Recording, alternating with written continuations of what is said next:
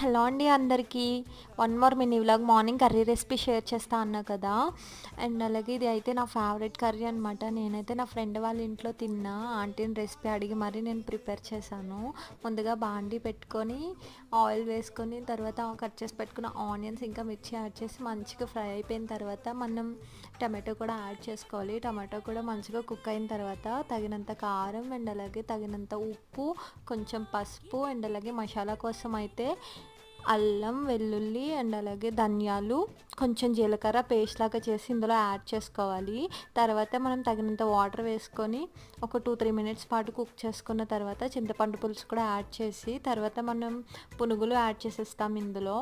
అవి మంచిగా కుక్ అయిపోయిన తర్వాత మనం కొత్తిమీర గార్నిష్ చేసేసుకొని తినేయటమే. కొంచెం పులుసులా ఉంటే బాగుండేదేమో. ఎనీవే టేస్ట్ అయితే చాలా బాగా వచ్చింది ఫస్ట్ టైం చేసిన. నచ్చితే లైక్